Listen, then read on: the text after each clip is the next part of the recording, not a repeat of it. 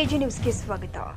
ದೂರು ನೀಡಲು ಬಂದ ಮಹಿಳೆಯನ್ನ ಪುಸಲಾಯಿಸಿ ತನ್ನ ಕಚೇರಿಯಲ್ಲಿ ಲೈಂಗಿಕ ದೌರ್ಜನ್ಯ ನಡೆಸಿರುವ ಆರೋಪ ಮಧುಗಿರಿ ಡಿವೈಎಸ್ಪಿ ರಾಮಚಂದ್ರಪ್ಪನವರ ವಿರುದ್ಧ ಕೇಳಿಬಂದಿದ್ದು, ಘಟನೆಯಿಂದ ಪೊಲೀಸ್ ಇಲಾಖೆ ತಲೆ ತಗ್ಗಿಸುವಂತಾಗಿದೆ.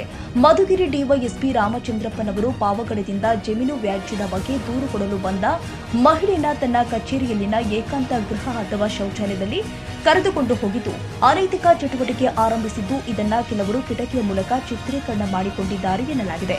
ಇದೊಂದು ಪೊಲೀಸ್ ಇಲಾಖೆಯ ಗೌರವವನ್ನ ಮಣ್ಣುಪಾಲು ಮಾಡುವಂತಹ ನೀಚ ಕೃತ್ಯವಾಗಿದ್ದು, ಈ ವಿಚಾರ ನನ್ನ ಗಮನಕ್ಕೆ ಬಂದಿದ್ದು ನಾನು ಸಹ ವಿಡಿಯೋ ವೀಕ್ಷಣೆ ಮಾಡಿದ್ದೇನೆ. ಈ ವಿಚಾರ ಬಗ್ಗೆ ತನಿಖೆ ನಡೆಸಲು ಹಿರಿಯ ಅಧಿಕಾರಿಗಳಿಗೆ ಮಾಹಿತಿ ನೀಡಲಾಗುತ್ತೆ. ಯಾವುದೇ ಕಾರಣಕ್ಕೂ ಮಹಿಳೆಯರ ಮೇಲಿನ ದೌರ್ಜನ್ಯವನ್ನ ಇಲಾಖೆ ಸಹಿಸಿಕೊಳ್ಳಲ್ಲ. ಮಹಿಳೆಯನ್ನ ಪತ್ತೆ ಹಚ್ಚಲಾಗ್ತಾ ಇದ್ದು, ಅವರು ದೂರು ಕೊಟ್ಟಲ್ಲಿ ಡಿವೈಎಸ್ಪಿ ವಿರುದ್ಧ ಕಾನೂನು ರೀತಿಯ ಕ್ರಮ ಕೈಗೊಳ್ಳಲಾಗುತ್ತೆ ಎಂದು ತುಮಕೂರು ಎಸ್ಪಿ ಅಶೋಕ ಪ್ರತಿಕ್ರಿಯೆ ಕೊಟ್ಟಿದ್ದಾರೆ.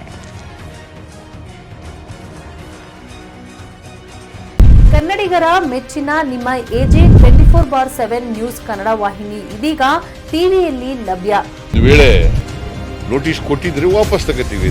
ಇವತ್ತು ವಕ್ಫ್ ಪ್ರಾಪರ್ಟಿ ಅಂತೇಳಿ ಬರ್ತದೆ ಅಂತ ಹೇಳಿದ್ರೆ ರೈತರ ಬೀದಿಗೆ ಬಂದ್ರೆ ಏನ್ ಮಾಡ್ಬೇಕಾಗತ್ತೆ? ಯಾರು ವೋಟ್ ಹಾಕಲಿಲ್ಲ ಅಂದ್ರೆ ಗ್ಯಾರಂಟಿನೆಲ್ಲ ಸ್ಟಾಪ್ ಮಾಡ್ಬಿಡ್ತೀವಿ.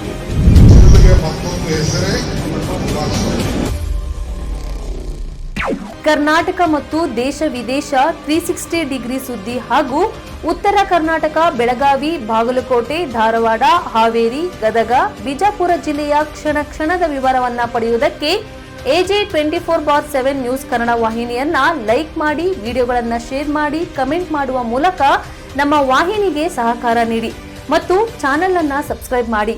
ಧನ್ಯವಾದಗಳು.